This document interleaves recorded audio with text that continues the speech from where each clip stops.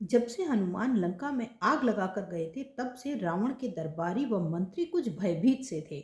इसलिए जब श्री राम की सेना समुद्र पर पुल बनाकर उसे पार कर लंका नगरी के समीप सुवेल पर्वत पर पहुंच गई, तब रावण के कुछ मंत्रियों ने उसे सलाह दी कि महाराज, आप अभी भी इस राम के साथ हाथ मिला लीजिए और उसकी पत्नी को लौटा दीजिए। किंतु रावण तो अपने बल के अहंकार में चूर था।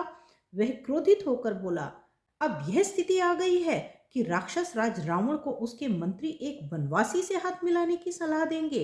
एक वनवासी जो वानरों और भालुओं की सेना लेकर आया है। क्या लंका के वीर अब वानरों से भी डरने लगे? एक मंत्री ने थोड़ी सी हिम्मत करके कह ही दिया, किंतु महाराज, उनका एक वानर ही आया था जिसने पूरी लंका में इतना उत्पात मचा दिया था। मन में थोड़ा सा डरा हुआ तो रावण भी था, किंतु वह अपने अहंकार के कारण सबके सामने इस बात को स्वीकार नहीं करना चाहता था। इसलिए उसने महल की छत पर जाकर राम की सेना का निरीक्षण करने का विचार किया।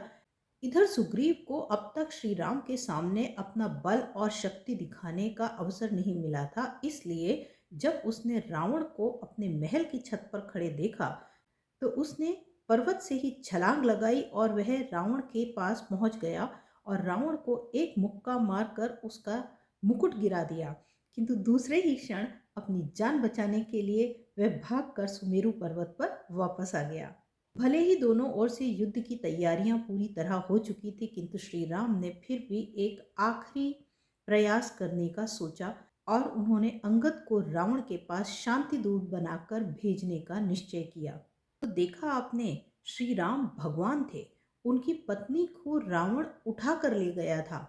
उसके बाद भी वे रावण को एक अंतिम अवसर देना चाहते थे, और क्योंकि वे जानते थे कि जब युद्ध होगा तो केवल एक और के लोग नहीं मरेंगे, दोनों ओर से निरपराध लोग मारे जाएंगे।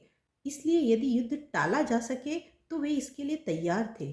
किंतु आजकल की स्थिति देखिए, बड़े बड़े राष्ट्राध्यक्ष केवल अपने स्वार्थ के लिए अपनी सेना को युद्ध की विभीषिका में ढकेल रहे हैं।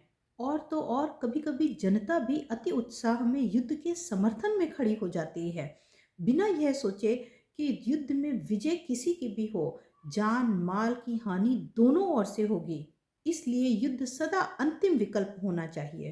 वैसे राम के भेजे शांति प्रस्ताव का क्या हुआ, ये हम जानेंगे अगले वीडियो में। बहुत मज़ेदार कथा है। तब तक के लिए इस वीडियो को लाइक कीजिए, दूसरों के साथ शेयर कीजिए और मेरे चैनल को यदि अभी तक सब्सक्राइब नहीं किया है तो अब सब्सक्राइब कर ही लीजिए।